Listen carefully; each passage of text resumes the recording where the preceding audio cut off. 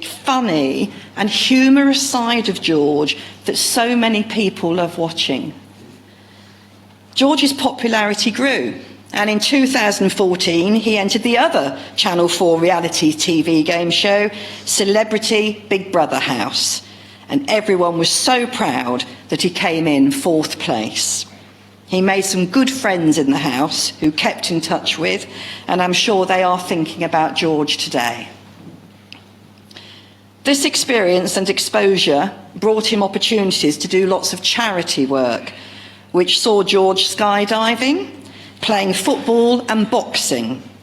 And nephew James proudly supported him inside the ring at Boxing with the Stars charity event. And he even went to Dubai and met the Prince of Dubai. And that's not a porcupine. When his dad Jim was asked what George was up to, he used to say, waiting for Hollywood to call him. Sadly, Jim died in 2017, and this was an event that the whole family was devastated by, and this was George's first major loss to deal with.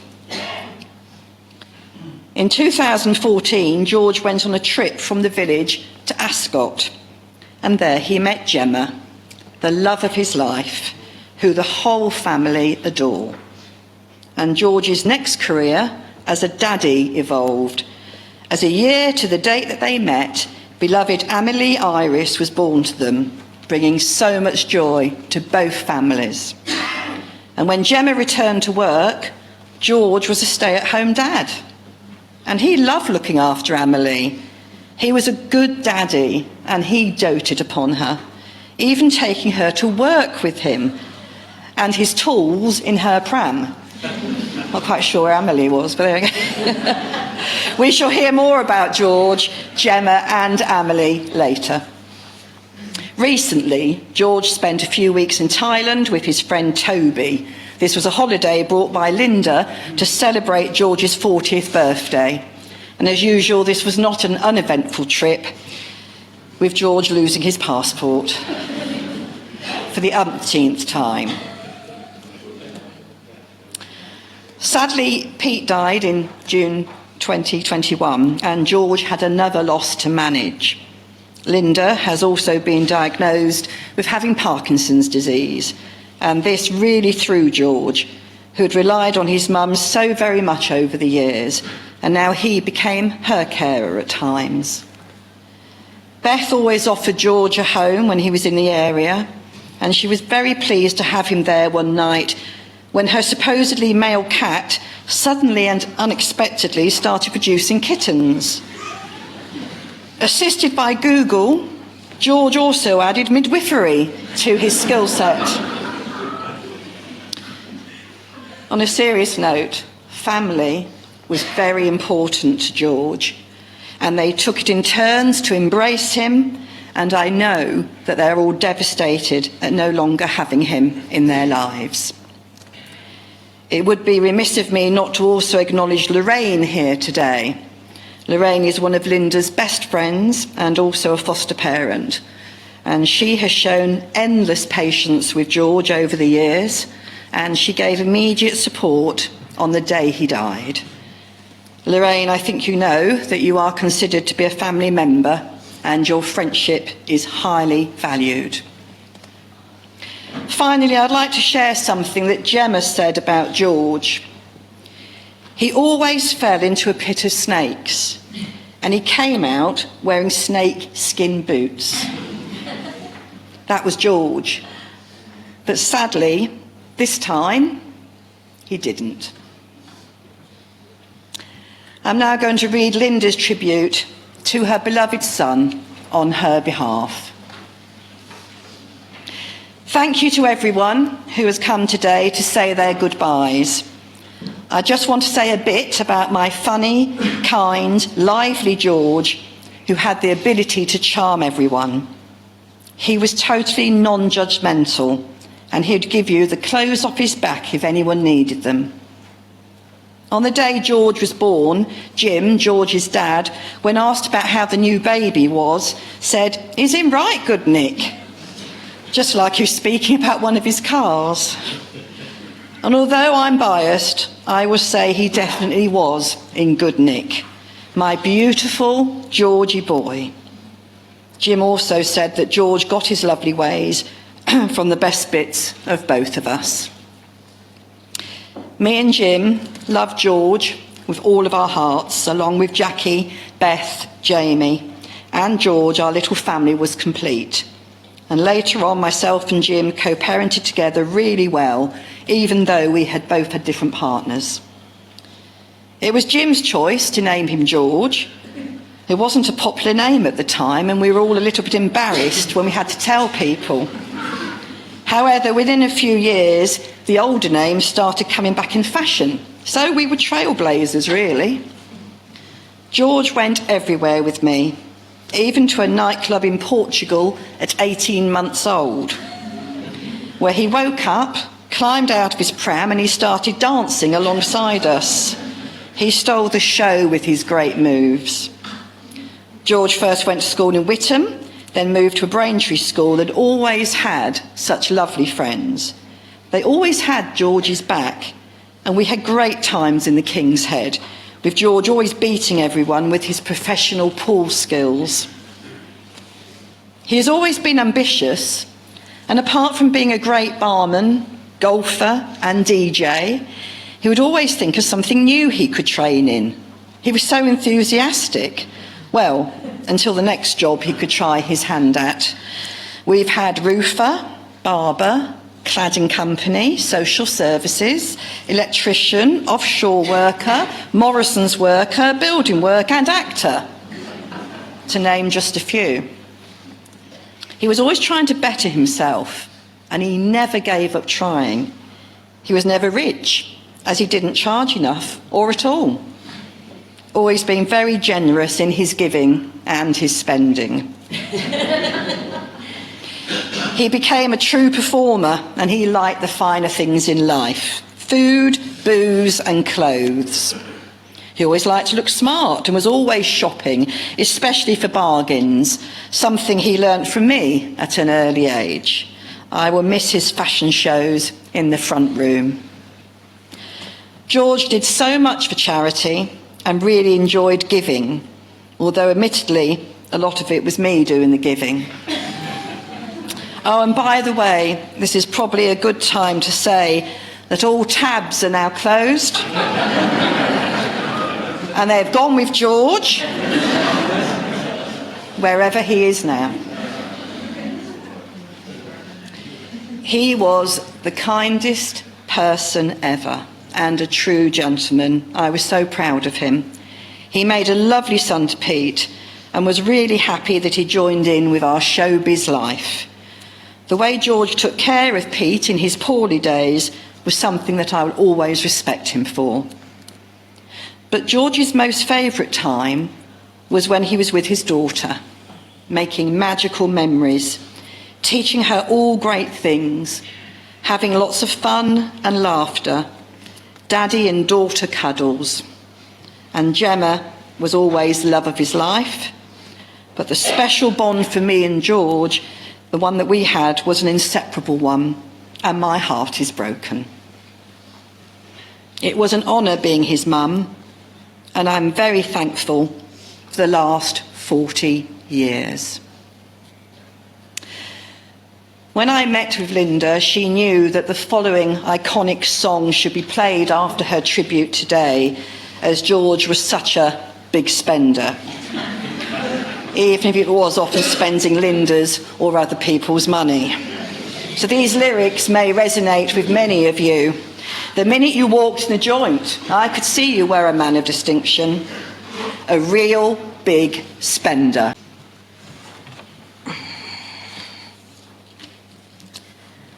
Rarely does life provide us with any certainties, but there are a few assertions that I feel fairly confident in making today. Firstly, that most of you here have probably bought George a drink or 20 over the years. Also, a vast number of you have probably seen him naked at some point, for he was never shy. And additionally, as you will all be aware, he never did things quietly, including this. Ultimately, however, The only real certainty we are given in life is its uncertainty, that we are never promised a tomorrow. Although right now, I wish so very much that we were. As I'm sure is the case for a number of you here, George entered my life like an explosion. Unpredictable, shining brightly, full of colour, chaos, carnage and beauty. He lived fast and wild, and life with him was a kaleidoscope of crazy. A complete paradox of a man, brash at times, incredibly shy at others, with a sharp intellect, wit and eyes brimming with mischief. I think it's fair to say that I loved him almost from the start, and he quickly became the love of my life and indeed my very best friend. We met at Ascot, but it was not quite love at first sight. I initially found him annoying.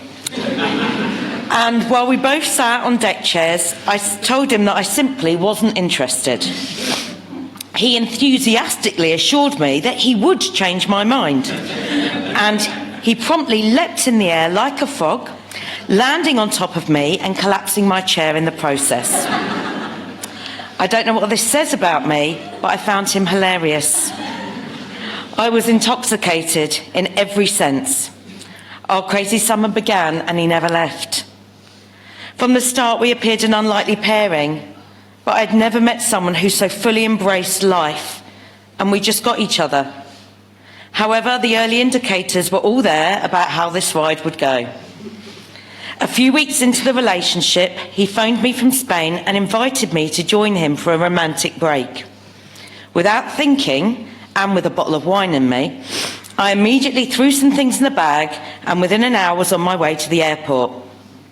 What he had failed to tell me was exactly where I was going and where we would be staying. When I eventually arrived at the destination, I don't know who was more dismayed.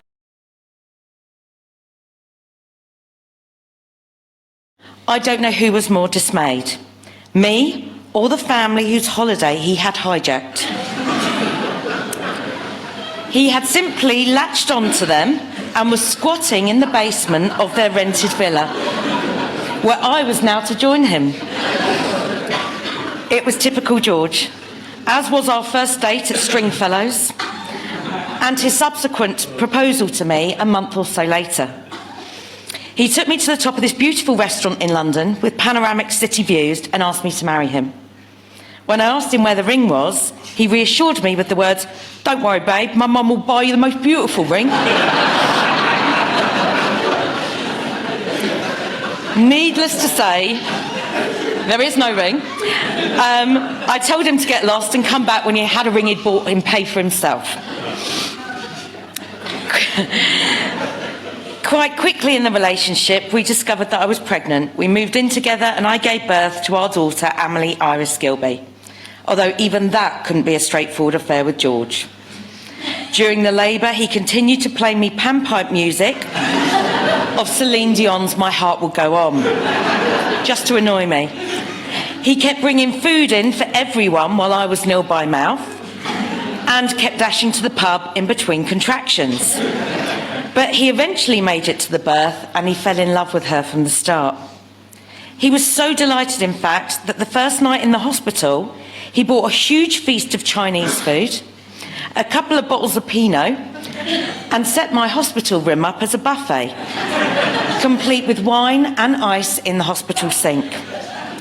He then proceeded to invite all the hospital staff, and I do mean all the hospital staff, to form a line through my room to help themselves, while he shoved me over on the bed so that he had enough room to get comfortable watching Game of Thrones on his laptop next to me. Amelie was his immediate sidekick. He was fascinated by her, and I loved the way that he loved our little girl and the unconditional love and pride he had for her. Anyone who has ever seen them together will know that he was at his happiest when she was in his arms. He said she made him tingle all over whenever he held her, both as a tiny baby and as the little girl she is now. She has so much of her dad in her, including some of the annoying bits. She has his cheeky humour, his pedantic, picky nature, she has his bum, and sadly, even the same hobbit feet. He was the most amazing daddy, and although their time together has been so painfully brief, her memories will always be of him making her laugh like no other can, going crazy together, going on adventures, and of him chasing Mummy around like Benny Hill, asking for a kiss. The memories he has left her with are rich ones, and I pray that she will laugh like that again one day soon. The problem with such a sudden parting is that there are so many things still left unsaid. So, George, there are a few things I still really need you to know.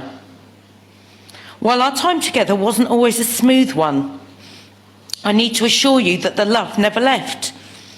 It was always there and still is. I need you to know that despite everything, I wouldn't change anything. Every day with you has been the best day of my life. What we had was beautiful. No one has ever made me laugh like you do. When you were at your best, there was simply no one better to be around. I will desperately miss you. Your gorgeous laugh, your tender heart, your vulnerabilities, you telling me, "Don't worry, babe, I got you," whenever I was worried. But most importantly, I will miss the all-consuming love you had for our baby girl. She dreamt about you last week. She told me that you came to visit her in her dreams. She said that she saw you, she ran to you, and you gave her the biggest of squeezes, a proper daddy cuddle. She said to you, "Daddy, I thought you had left forever." And she told me that you replied, "Why would you ever think that? I would never leave you." Something I know to be true. The truth is, I'm not ready to say goodbye to you. I'm not sure that I ever was, or that I ever really will be. I wish we could have one last conversation. I wish that I'd had the answers and solutions that you desperately needed. I wish I had you by my side, championing Amelie through all of the future milestones of her life. Ultimately, I wish you would stop mucking about and just come back. I wish and I wish, but my rational brain knows that it cannot be so. So instead, I will turn my wishes into promises. I promise that I will raise our girl to be beautiful in all the ways that truly matter. I promise to envelop her with tenderness, laughter, and bundles of love.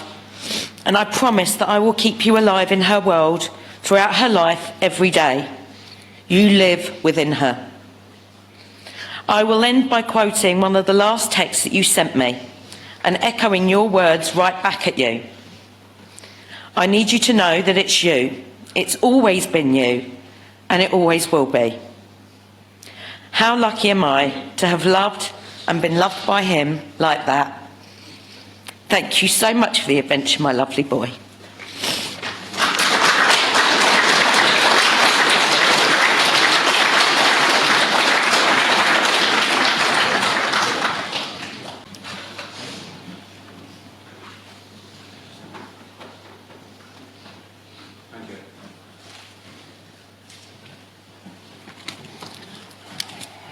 She's got to wear glasses now, isn't it? As you know, my name's Richard, and firstly I would like to thank Linda for asking me to speak today. It means a lot, means the world, to be honest with you. I was fortunate to spend many hours, days and good 20 years being in the company of my beautiful friend George. I look around and see everyone here now with memories of your own, and this alone spells out how much George is thought of. There is not enough ink to write on paper or time for me to tell you my memories of complete laughter, chaos, mayhem of the days me and George shared. George had a precious gift of cheering people up, whether friends, relatives or even animals. His natural ability to light up the darkest of rooms will be irreplaceable. During our lifetimes, only certain people will enter our lives and awaken us to view how special life is. George's zest for living life to the full is something that I'm sure you'll agree was something to a privilege to us all to witness. The madness, the roller coaster ride, and the tears and the laughter. The tears and the laughter is something now we will all miss. George's hugely attractive personality, his warmth and kindness today leaves a gap in all our lives. And we are saying goodbye to a legend, a son, a brother, a father and an extremely good friend.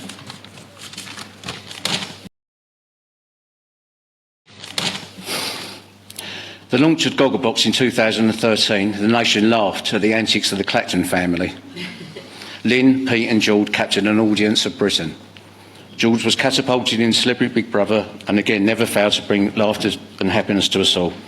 Despite this success, George never changed. It was just another day in a showman's life. I remember the day George told me that he was to become a father. And at that time he was living away with Point Clear with Gemma. But I'll always remember him coming back and wetting the baby's head 6 months before baby Emily even arrived. There's a million more words and stories, etc. I can tell. However, I'm sure today we'll all celebrate the life of our dearest friend George. Thank you again, Lynn. And rest assured, you, Gemma and Emily will always have me close by. Goodbye for now, George. Shine on your crazy diamond, mate.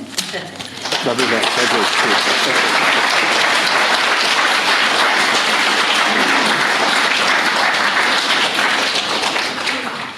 Thank you, Richard.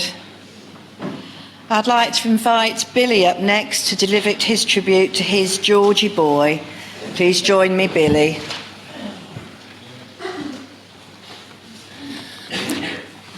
I first met George in a ferry boat inn. Funny enough, he was drinking Pinot. From that day, we just clicked. It was like a bromance at first sight. He referred to me as my Billy boy, or what a short, as he'd say. We always messed about no matter what. We went to a VIP event one night at the O2 to see Dapper Laughs. Little did we know we'd bump into Chazza Real Talk and the actors from Football Factory. George and Chazza were running around the place. At one point, Chazza ran onto the stage in a mankini. People actually thought it was part of the act, but it wasn't. George found it highly amusing. George certainly lived life to the full, every day. I remember him telling me about one time he got invited to a friend's barbecue. On the invite, he said, "Bring a bottle." So he did. He took a bottle of cooking oil. He often used to send me videos in the morning, early hours on WhatsApp, doing lamppost to lamppost runs. In the videos, to see how fast he could run. George and I went out one night with my dad and Linda. One night, and George said to me, "We could be stepbrothers." I said, "Only if you promise to make bunk beds and do kung fu in the garage." George absolutely laughed. He'd always call me and say, "You down this weekend?" I'd say, "Yeah, I am," which he'd say, "Lovely. I'll meet you at the owner's lounge." I used to say to him, "Do you know what, George? Every time I go out with you, you'd cost me £400. He replied to me, "Is that all I'm worth?" No, it's not, George. You're priceless. He was one in a million, and I will never ever forget him. He was a good friend, a best friend. In every video, in every picture, and on all my memories and in my heart, we laughed from the start to the finish, and I'll never forget my Georgie boy.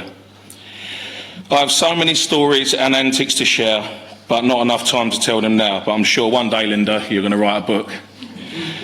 I've got one last thing to say. Keep it fucking moving.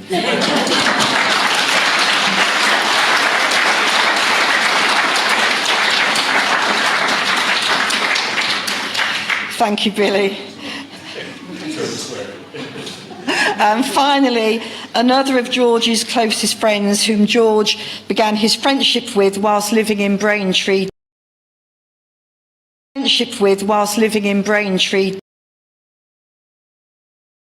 Dax wishes to say a few words. Please join me, Dax.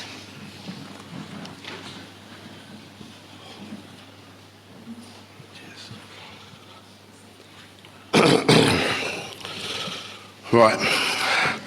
Our very own little diva, George, photographed more times than Kim Kardashian. I knew George was known to many as Squeaky George, but to me he was Geoge, Gay George. And to be honest, I don't really know exactly how that came about, but we had our own song for it, and you'll hear that shortly.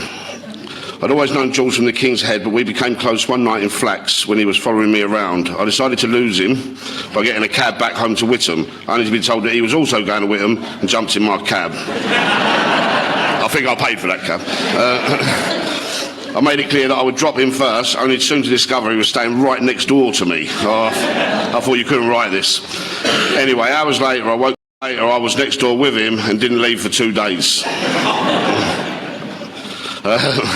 From here, George, myself and Gary Hurley soon became the three musketeers of Braintree, living our champagne lifestyle on a lemonade wage, which, fair play to George, he managed to keep that going until he was 40. As time continued, George became family to me, like a little brother, even performing best man duties at my wedding, and in fairness, he pulled it off very well, although on the day some might have thought it was his special day. What a diva. Like many people here today, we all know there were times when you didn't see him, but he would soon arrive and let you know it was your turn to look after him. With that came blood, sweat, tears and hangovers, but most importantly, laughter and love that we will never forget. George, if you can hear me, baby, I love you, and I don't know how to say goodbye. So I'll see you on the other side for a glass of wine with ice. Georgie boy, you're powerful.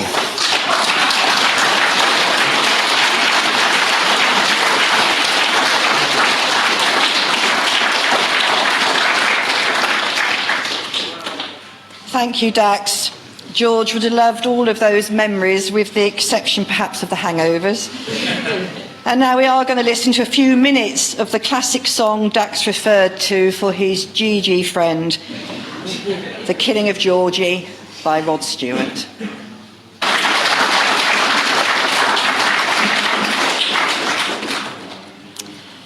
Feel no guilt in laughter by Anonymous. Feel no guilt in laughter, he'd know how much you care. Feel no sorrow in a smile that he is not here to share. You cannot grieve forever, he would not want you to. He'd hope that you'd carry on the way you always do. So talk about the good times and the way you showed you cared, the days you spent together and all the happiness you shared. Let memories surround you. A word someone may say will suddenly recapture a time, an hour, a day that brings him back as clearly as though he was still here, and fills you with the feeling that he is always near. For if you keep those moments, you will never be apart, and he will live forever, locked safely within your heart. We have now come to the committal part of the service, so for those that are able, could I please ask you to stand?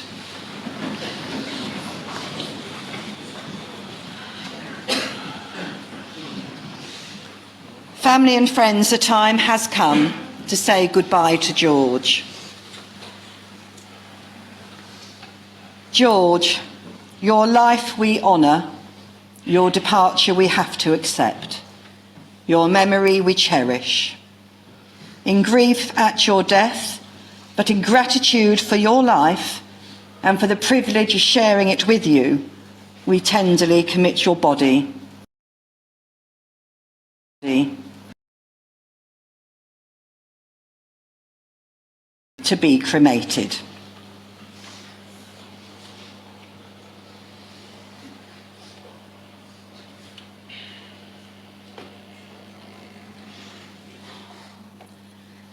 Rest now, George. Your work is done.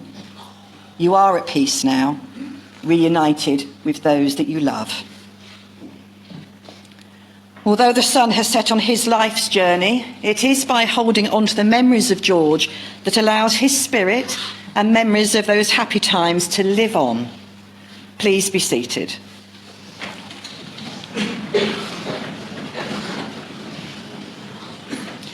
George was a much-loved son, partner, father, brother, uncle and friend, and it's clear that he'll be greatly missed. We now leave the memory of George in peace. May you find strength and support in your love for one another, and may you find peace in your hearts.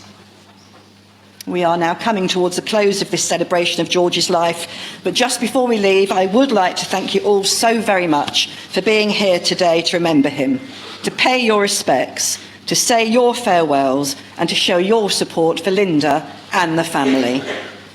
I gather that there are various wakes following on from the celebration, and hopefully you'll know which one you are invited to. Maybe all of them. Wherever and whenever you can, do please raise a large glass of Pinot with loads of ice to Georgie boy, and please continue to share your happy memories of him. For those that wish to make a donation, there's going to be a collection box on the way out in support of Parkinson's UK, a charity that's close, obviously, to the family's hearts, in memoriam of George, and it's going to be the legacy that he will leave behind. And we hope that this very last poem will bring you some comfort today. I'd like the memory of me to be a happy one. I'd like to leave an afterglow of smiles when life is done. I'd like to leave an echo whispering softly down the ways of happy times and laughing times and bright and sunny days. I'd like the tears of those who grieve to dry before the sun of happy memories that I leave when life is done. And finally, it is only fitting that we leave to George's go-to karaoke song, which he belted out at any given opportunity. This was a full-on animated performance, no holds barred, complete, I'm told, with piano and a knee drop. And we hope that you will leave with a rock in your step. May your star always shine brightly, George. Thank you.